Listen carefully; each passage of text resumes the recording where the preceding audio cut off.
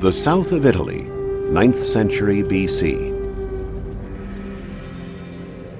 Considered by the ancients to be a paradise on earth, southern Italy was the theater for an event that was destined to change the history of Western civilization. It all began here, at the Delphi Sanctuary in Greece. In a cave at the foot of Mount Parnassus, a group of citizens arrived from the island of Euboea, off the coast of Athens. They had left their homeland in search of more fertile lands to colonize. But why come here? What did they hope to find at Delphi? Was it a blessing from the god, Apollo? Apollo had both positive and negative sides, a strange, difficult, and sometimes dangerous god. But they needed his help. They were about to brave an uncharted and stormy sea that they hoped led to the Promised Land, which, for the Greeks of 2,000 years ago, was called Italy.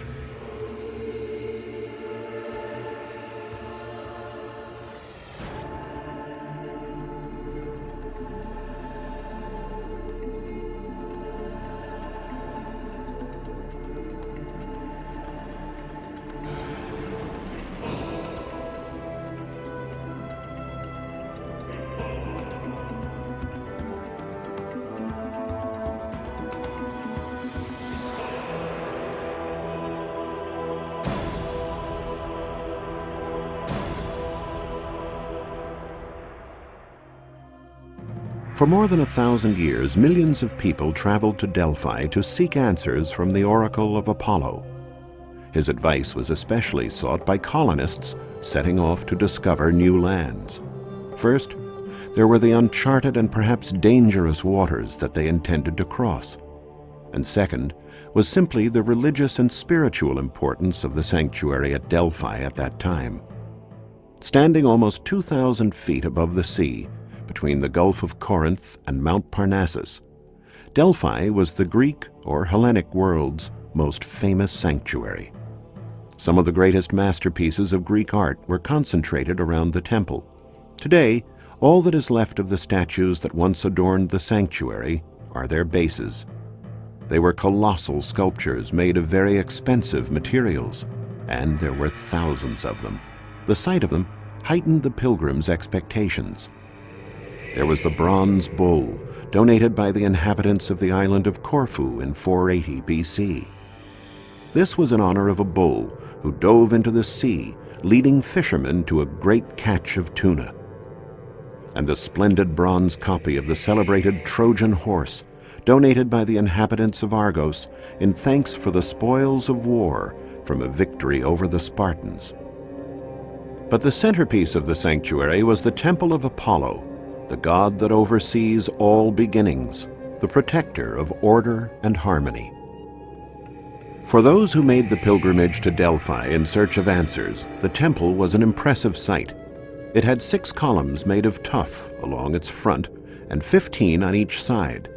The frontons were faced with marble. In the pronaos, or portico in front of the cella, famous maxims were inscribed on the columns such as "all things in moderation" and "know thyself," phrases which capture the deepest essence of Greek wisdom. But it was the words of Apollo, transmitted through his oracle, that resonated most deeply with the Greeks. The oracle's predictions were transmitted through the frenzied words of an old priestess who interpreted the answers of the god. In a cave, the faithful awaited the response from the priestess, who, in a state of trance, recited prophetic words regarding the route to follow and where they should land.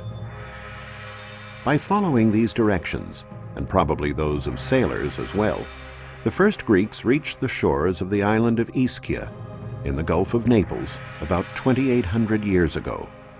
This marked the beginning of the Greek colonization of southern Italy, a vast territory given the name of Magna Graecia, which in Latin means Great Greece. But what was Magna Graecia? Basically, a group of polis, or city-states, whose wealth and power would soon exceed that of the Greek cities of the motherland.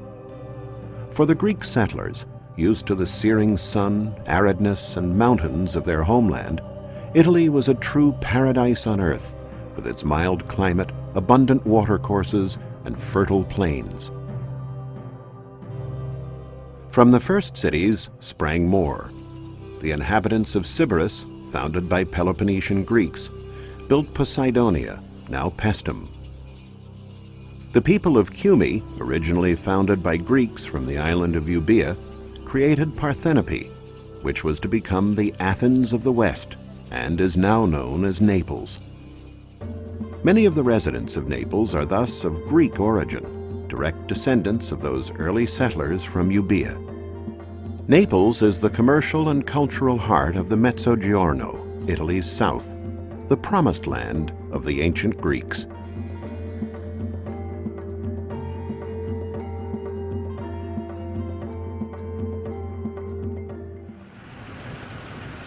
Excavations for the new subway line through the center of Naples have turned out to be a window on the city's past.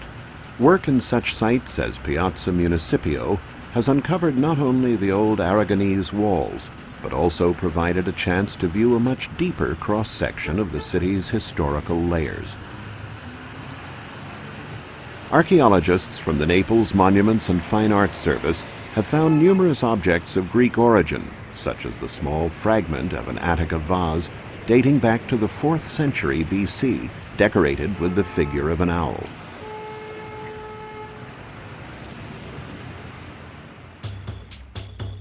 Naples remained a Greek city for many centuries, even during the domain of the Roman Empire. The Romans were fascinated by Greek culture, and for them Naples represented Greece, only 120 miles from their home, an open door to the allure and refinement of the Orient.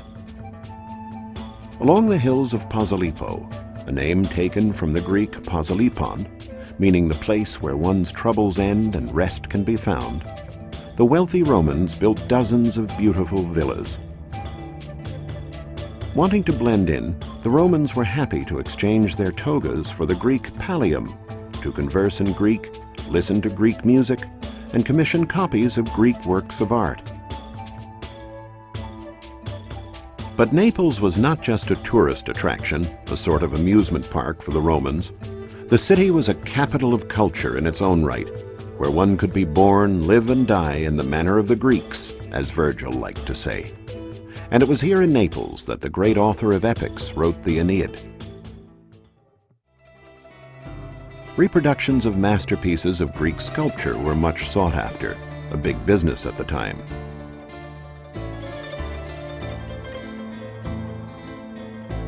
Thousands of masterpieces from the Parthenopean school flooded the world, a veritable legacy of Greek art. The rich Romans paid, and paid quite well, to have imitations of famous works of art grace their villas and gardens.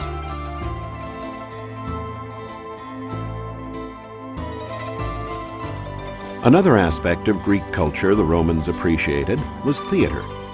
To stand on the stage of the Naples Theater was the dream of every artist, the consecration of a life, a yardstick of success.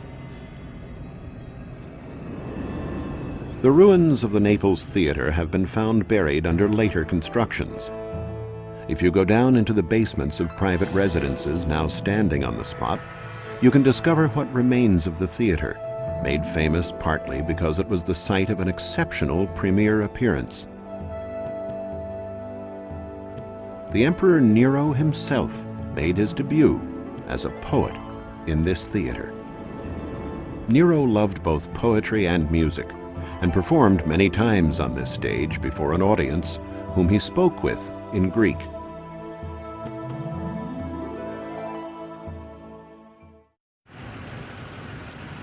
Not far from the theater is a section of Naples named for the Virgins.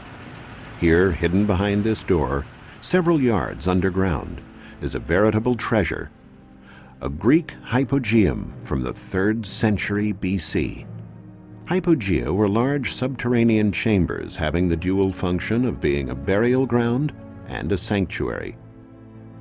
It was in the hypogea, for example, where ceremonies were held dedicated to the oriental god Mithra, who was worshipped widely in Naples. This well-preserved one, the Crystallini Hypogeum, was built outside the city walls in an area that in ancient times was nothing but forests and fields. Everything here evokes Naples' ancient past, even though it is quite probable that the bones and skulls date back only to the 17th century, the period of the Great Plague during the Spanish rule. The discovery of the chamber only 100 years ago amazed archaeologists with its finely conserved state. There are votive edicula and delicately frescoed walls with figures still glowing in bright colors, and funerary urns for the mortal remains of the deceased.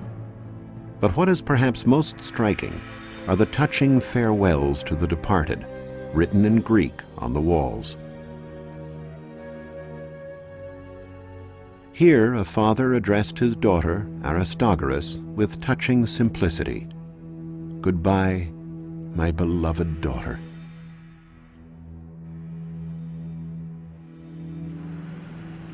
In the central part of the city is the spacious Agora.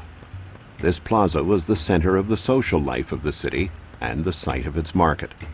It is incredible, but shops like these under the arcades have been here for over 2,000 years. And it is amazing to note that these narrow streets all have the same width, about 10 feet, and are spaced at regular intervals of 115 feet. The explanation given by archaeologists is that the modern-day streets still follow more or less exactly the Greek streets that were laid out when the city was founded 2,500 years ago.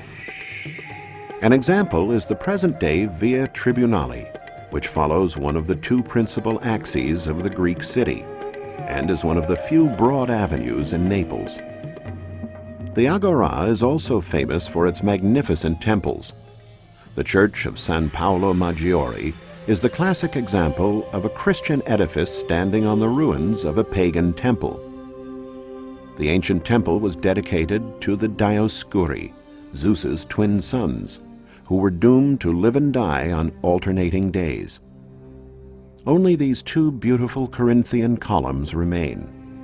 But when it was new, the temple existed on a grandiose scale. We can once again view the great temple as it appeared almost 2,000 years ago.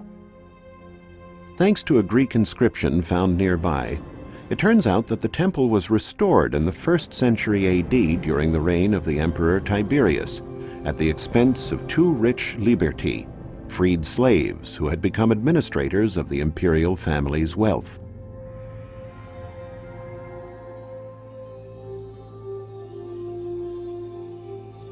Through recent studies that established the ancient route of the perimeter walls, archaeologists now have a view of the entire ancient city of Naples.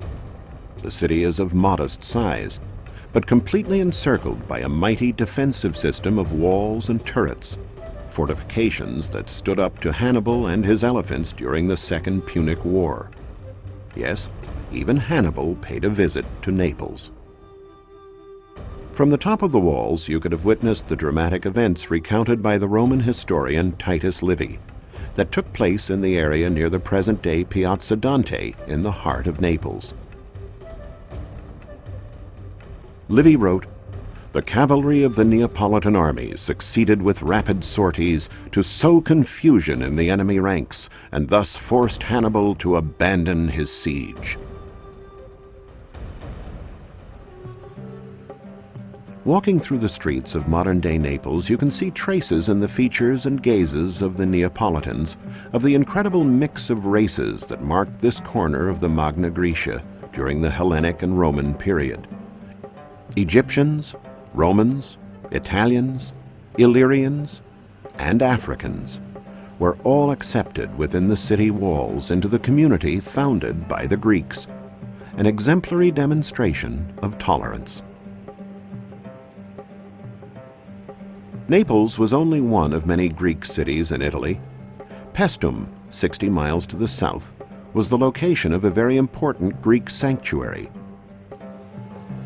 We don't know exactly when Paestum was founded, but it certainly dates back to at least 600 years before the birth of Christ and was founded by settlers from Sybaris, another city of Magna Graecia. Paestum's importance in antiquity is evidenced by these walls that surrounded the inhabited areas. But the best testimony to its wealth are the great temples of the sanctuary, built in the 7th and 6th centuries BC. At that time, Paestum was known as Poseidonia, the Greek name for the city, in homage to the sea god Poseidon. This temple, improperly called a basilica by the early scholars, is the oldest one. It was dedicated to the goddess Hera, a divinity who was venerated as the goddess of fertility and maternity, and who would watch over women when they were about to give birth.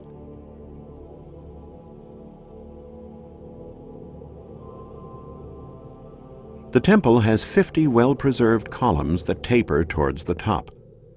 The capitals and the temple decoration in general are in Doric style. About 100 years after the construction of the basilica, the inhabitants of Paestum built the so-called Temple of Poseidon in the immediate vicinity. Actually, we do not know to whom the temple was dedicated, but it is one of the best preserved of Magna Graecia. It had symmetrical fronts, with 6 columns along each shorter side and 14 columns along each longer one. The complex of the 2 temples comprised the sacred area. At the time, the sight of the 2 stone giants shining in the sunlight must have been a view of rare beauty.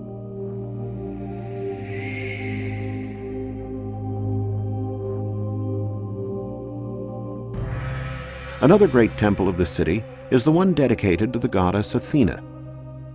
This temple is quite original to the expert's eye, since its external columns were Doric, while the columns and capitals around the cella, currently displayed in the Museum of Paestum, were Ionic. For modern scholars, this is the first known case of 2 different architectonic orders used in the same building. During medieval times, the temple was converted into a Christian church, as demonstrated by the tombs found inside. In the Forum lies the so-called Italic Temple, or Capitolium, the first temple built by the Romans after the year 273 BC, when Poseidonia came under their domain and took the name of Paestum. This temple was rather exotic, starting with its high base, a lot different than those of the Greek temples. It was dedicated to the triad of divinities honored on the Capitoline Hill in Rome: Jupiter, Juno, and Minerva. At the turn of the 1st and 2nd centuries AD, the temple occupied a part of the stairways of a pre-existing structure, the area of the Comitium, where the city assembly met in the open air. The area was packed with monuments, and in the distance was the great bulk of the amphitheater.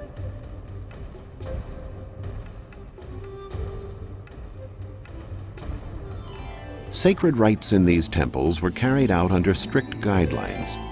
Inside of the temple dedicated to the goddess Hera, for example, we find a large cella with 3 naves and a bi-level colonnade.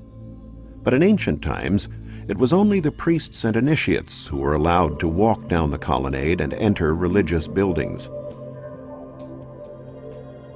Others would have to stop in the pronaos in front of the entrance.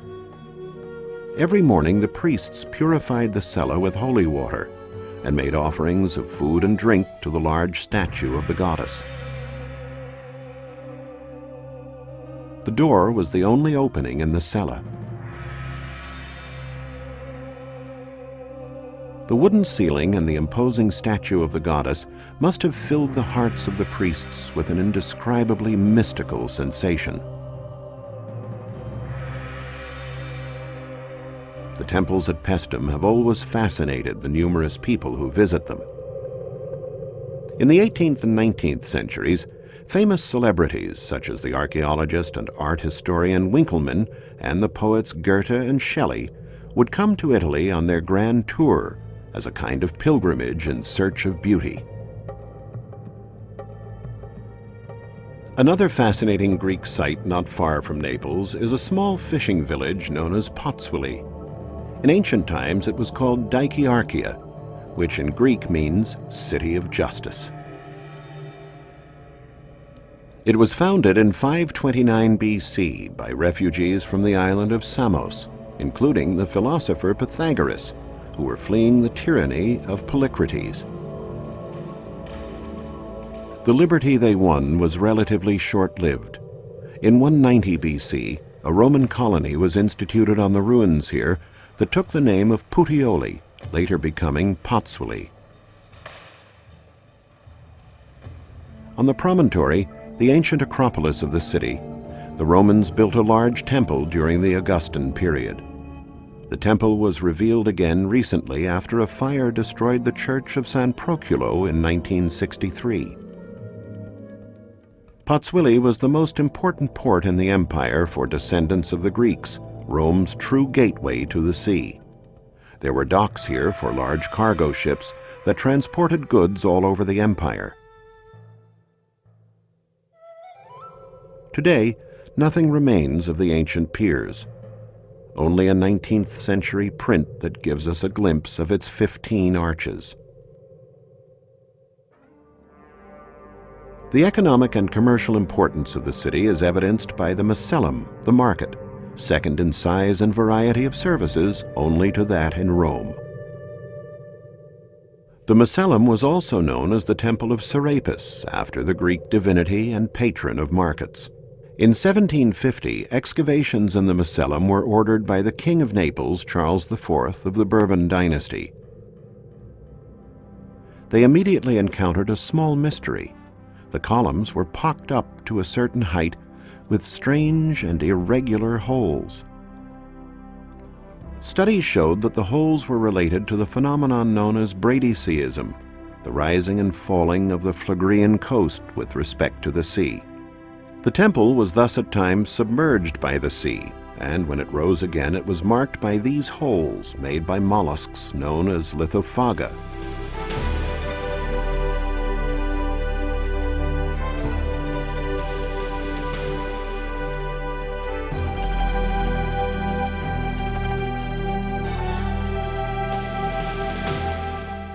The Macellum comprised a large rectangular portico, measuring 190 by 245 feet and enclosing the shops.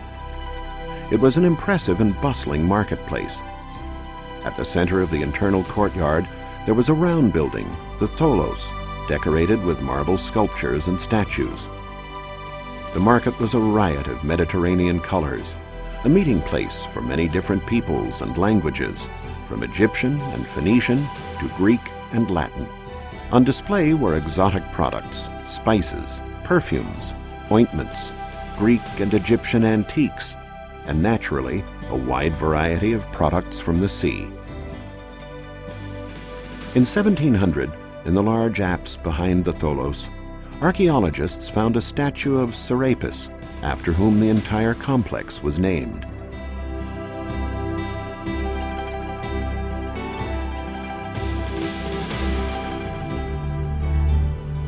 Not far from Pozzuoli, in another part of the Phlegrean fields, is the beautiful and unsettling Solfatara, the best-known volcanic crater in the Phlegrean area. The volcano has been dormant for at least 2,000 years, but its characteristic phenomena are still visible today. There are few places where one has the clear impression of the phrase, "fire in the belly of the earth." Tradition has it that giants were chained here after being defeated in a bitter fight with almighty Jupiter. The Phlegrean fields, according to this ancient myth, are unstable because of the agitated, convulsive movements of these giants. Another area related to myths about the underworld is the nearby Lake of Averno. The door to Hades was said to be found on its shores, blanketed in ancient times with a thick forest. According to Virgil, the Sibyl's Cave was also here, where both Aeneas and Ulysses went to begin their journeys into the underworld. The Magna Graecia was a home to people who not only loved literature and art, music and poetry, architecture and drama, but who appreciated the lush landscape, the open seas, and the tantalizing mythology that came with the territory. For gods and goddesses, and sailors and warriors who came home from the sea, Magna Graecia was almost heaven on earth, an enchanting land, combining a nobility that was all Greece on a palette of exceptional beauty.